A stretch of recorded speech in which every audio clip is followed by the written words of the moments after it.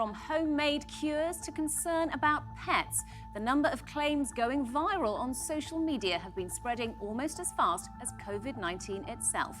We're putting some of the myths to the test on Roundtable.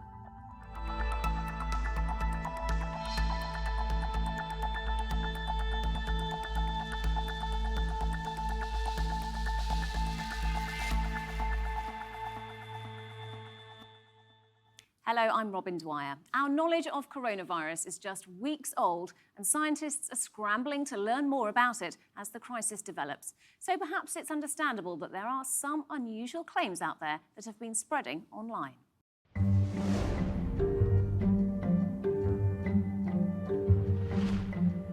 Misconceptions about what can protect you from COVID-19 are becoming just as contagious as the virus itself. What we do know is that it's a new illness that can affect your lungs and airways. It first emerged in Wuhan, China, where the first cluster was reported to the World Health Organization on the 31st of December 2019. According to the National Health Service in the UK, the main symptoms include having a high temperature and a new continuous cough.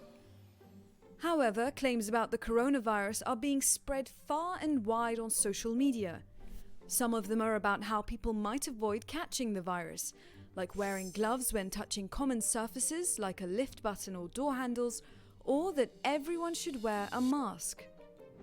These two claims are the most controversial, as experts differ on the issue, and there have been few guidelines from governments or the World Health Organization. Other claims have proven to be false, such as drinking more water, or that the virus is no more dangerous than the winter flu, or that it only affects the elderly. But with so many myths circulating online, how can we be sure of the best ways to stay healthy? So we're going to fact-check some of these coronavirus claims with our experts today.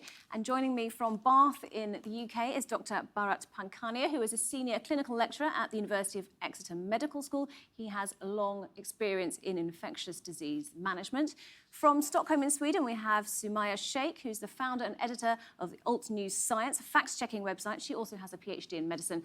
And then we have Rewat Deonandan, who is in Ottawa in Canada. He's an epidemiologist and professor at the University of Ottawa, specialising in global health. Thank you very much indeed for being with us on Roundtable today. So let me start by putting this to you. It's one of the topics that has been discussed most, I would say, around coronavirus. Wearing gloves when touching common surfaces like elevator buttons and subway poles. Is that a good thing that we should all be doing, or is that a myth? There are a lot of myths and misconceptions. What you are doing by wearing gloves is achieving nothing, because you're still in a infected area. You're wearing gloves, and now your gloves have got all the contamination on it. Samaya, what's your view? Should we be wearing gloves? Do they protect us enough? I think gloves alone don't actually protect you so much. It has to be in combination with other things that you're doing. Isolation is one of the biggest things, or the key things that you could do to protect yourself. Not going close to people who may have coronavirus infections.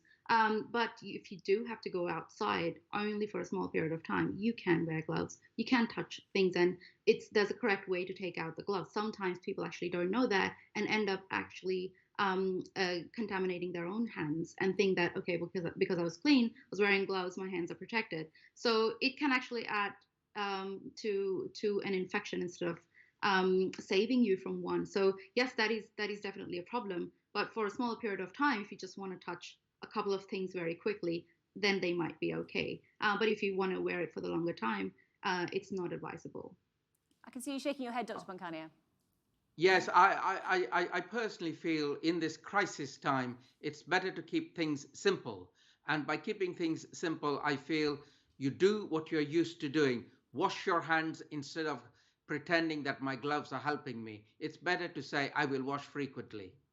Absolutely, because is that the danger that people are being lulled into a false sense of security? Oh, I have my gloves on, so I'm safe, and then they perhaps neglect their hand washing. Yeah. I mean, as I said, it's a combination of everything. You got to do all of the things. Gloves alone are not going to protect you. So yes, I do agree with him, but at the same time, gloves can do things. I mean, we're not going to go into a facility without wearing gloves, right? So they do something, but for a longer period, they will increase your humidity, and they will give you a false security that you will be protected. So of course, it's not a good idea to keep it on forever. Um, I'm I'm sorry, I disagree with my fellow colleague.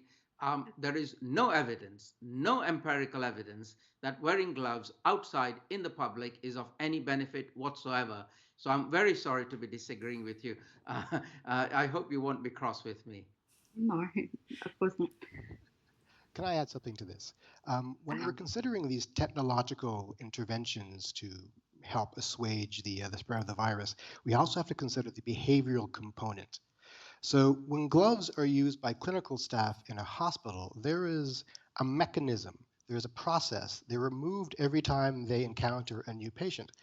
A layperson using this technology, because gloves are a technology, will use them incorrectly. In fact, there's a very high chance they'll be spreading the virus to new surfaces over their body, over their possessions, to new surfaces. So the use of gloves may actually exacerbate the situation if not used in the appropriate way. Is there something that people should be doing, though, if they are touching things like elevator buttons and subway poles? Is it okay to touch these with bare hands, or do we need to worry about that? Yes, you listen, it is very important you carry on life as normal. What you have to do is remember this. Your hands get contaminated. You're handling things. Therefore, what you do is timetable washing hands. You could say to yourself, every 2 hours, I'm going to mindfully wash my hands. That is much better than giving yourself false sense of relief or belief that my gloves are a better alternative. It's you carry on life as normal, introduce regular, periodic, timetabled hand washing. Well, let me move on then to another topic that many people have discussed. It's wearing masks. Everyone should wear a mask. Yes or no? Well, again, this is a cultural thing, if I may say. So in the Far East, wearing masks is a culturally accepted, practiced, got used to thing. In the Western nations, and maybe in the Americas as well, we don't wear masks. And when you start doing something that you have not got used to before, as my colleague from Ottawa said, this is a new technology. You could do more mistakes and actually introduce infection to your mouth, nose area because you're handling that area more excessively. In other words, if you're used to it, you do. If you're not, you don't. However, masks in a clinical area are extremely useful, and that's where we use them. And we use them properly in a clinical setting. If I may, there are so many factors when considering the masks. We don't know yet how the virus is really transmitted. Is it droplet alone or is it aerosol? If it's aerosol, the masks start to make a little bit of sense. But the kinds of masks used by clinicians are fitted N95 masks, and things can't get into the sides. The kinds of masks used by the layperson tend to be surgical masks. There are openings on the sides. It's not complete coverage. In general, it seems to me it's a good idea if you have a respiratory condition, you can wear a mask to prevent spreading it to others. The evidence is not clear that wearing it yourself to protect yourself from others is the right thing to do quite yet. And as noted, it may actually give you a false sense of confidence. You may touch your face a lot more during the day when you're wearing a mask. On the other hand, it might be a behavioral nudge. If you're wearing a mask, it might remind you, hey, there's something out there in the environment I need to be careful about.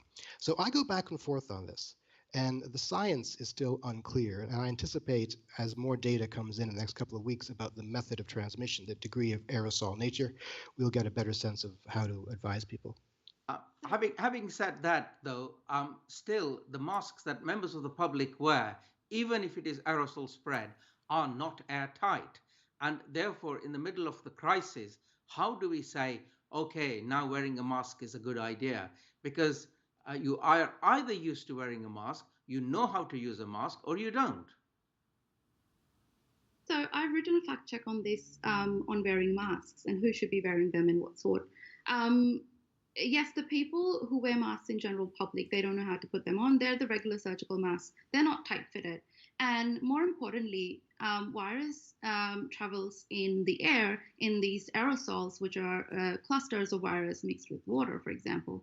And there are studies that have been found that have shown that they stay in the air for up to about 3 or 4 hours after the person has, say, sneezed or coughed. And they use this experimental technique in the lab to kind of replicate the way that the people would cough or sneeze, and the virus would spread over. So if it's around 3 or 4 hours after, still in the air, then we're likely to catch an infection, even though we've moved away from the place where the person has sneezed or coughed. Secondly, the virus can also spread from the eyes. So as I said, gloves alone will not do anything. A mask alone, a badly fitted mask, may give you a false sense of protection, yes, but alone it would not do much. Your eyes are also vulnerable, and if you have noticed, the healthcare workers also protect their eyes from this plastic shade, and that's very important. But at the same time, I don't suggest wearing the regular surgical mask, and I agree that there's only so many masks that we're going to have, and our healthcare workers are prioritized in wearing them.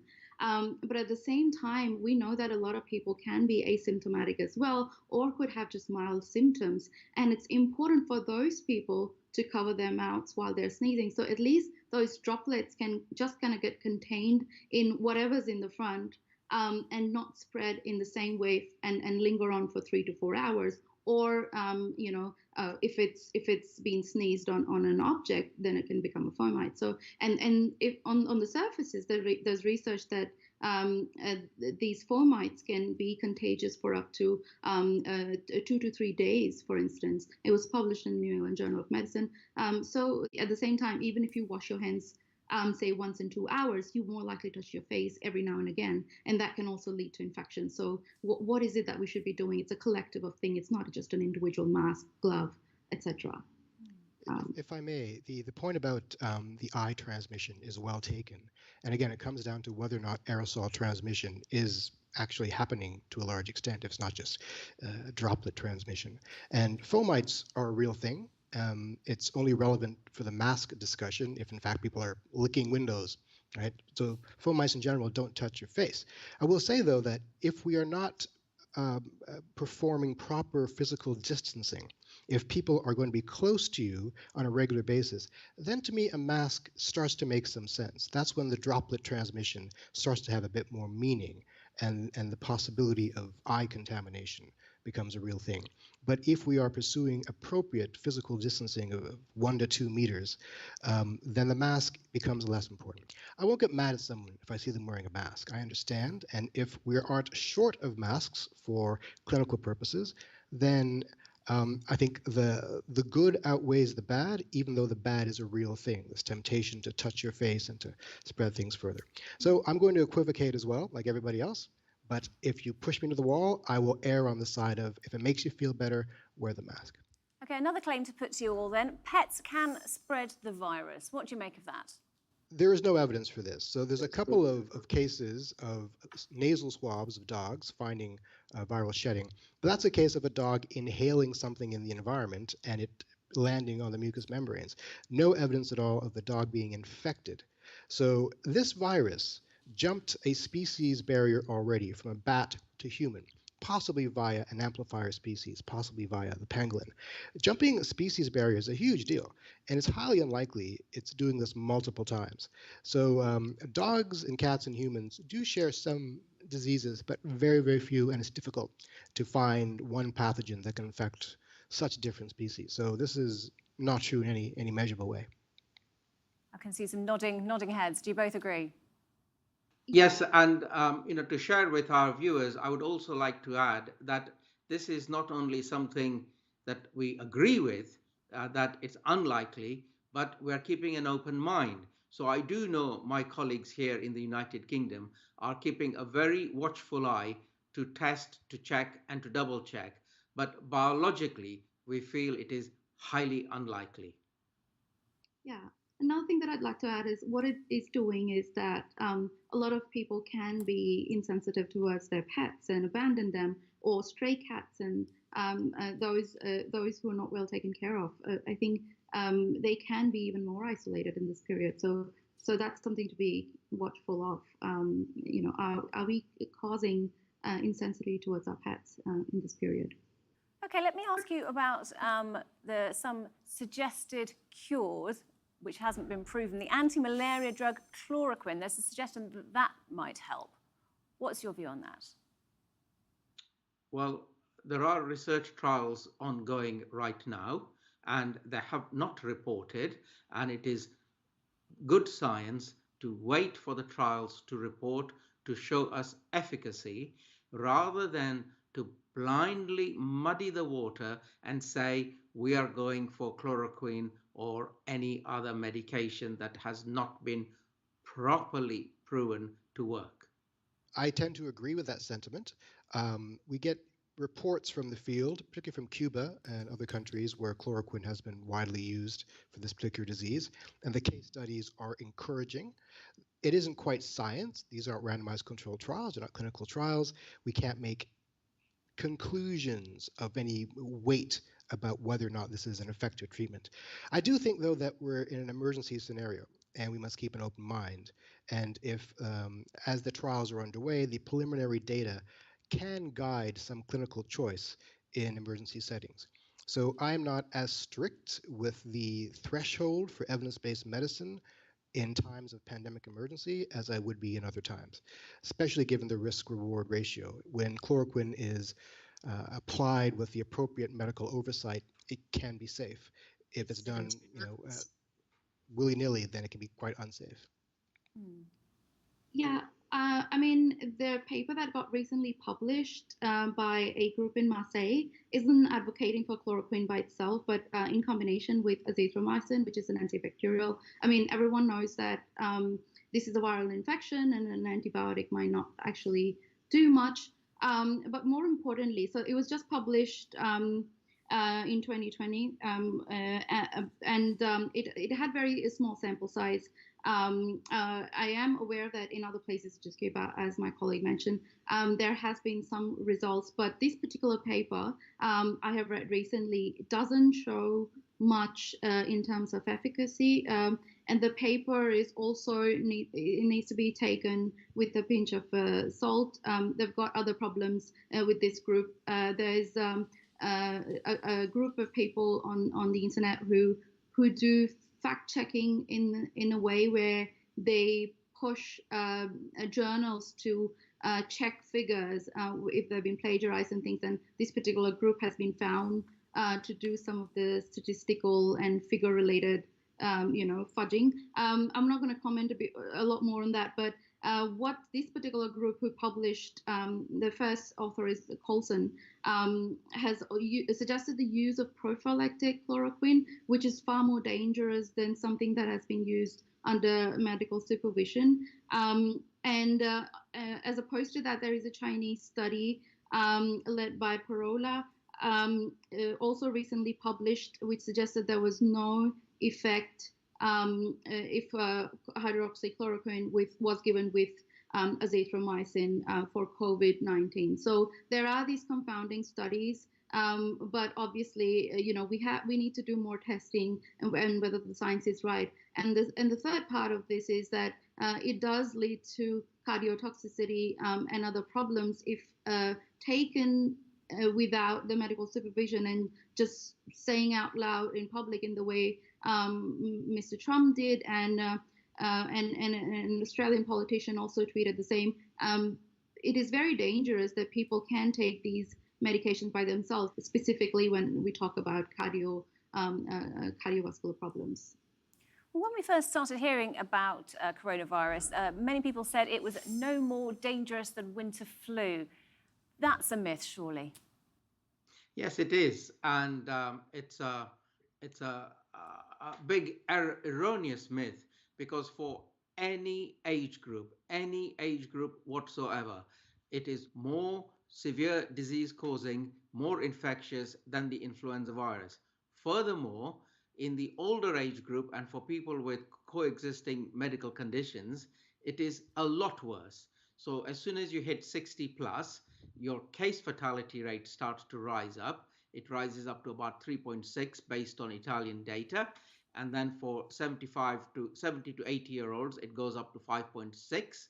And then for 70 to 80-year-olds, it goes up to about 8.5%. So the case fatality rates in the older age group, plus people with coexisting medical conditions, is considerably higher for coronavirus compared to influenza. And in any other age group, the severity of illness is much more than influenza. So we have to take it more seriously. This is, as the epidemiologist, this such an interesting question to me. And we have to keep in mind several things. First is that this is not the same species of pathogen. A coronavirus is not an influenza virus. There are, I think, 6 coronavirus species that are known to infect humans, and this one is brand new. So we have no immunity to it. I like to think of this in terms of 3 categories: infectivity, pathogenicity, and mortality. My colleague just talked about the mortality. This disease is significantly more likely to kill you if you get it. That's the case fatality rate than the flu. It's far more infectious. So if you do have it, you're far more likely to pass it on to somebody.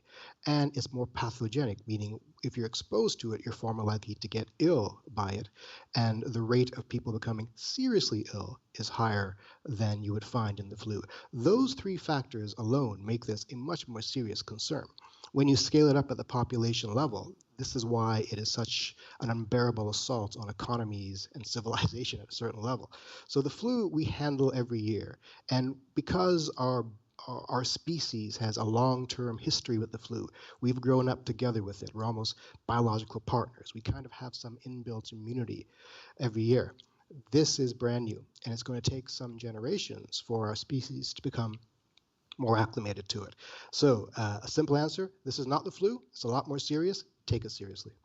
I totally agree with that. I mean, on an average, the seasonal flu kills 0.1% of the people who become infected. I mean, the highest number of people who got infected was, I think, somewhere around 1918, where there was about 2% of the people who got infected. But this coronavirus is just by far one of the most contagious infections, viral infections that we've got.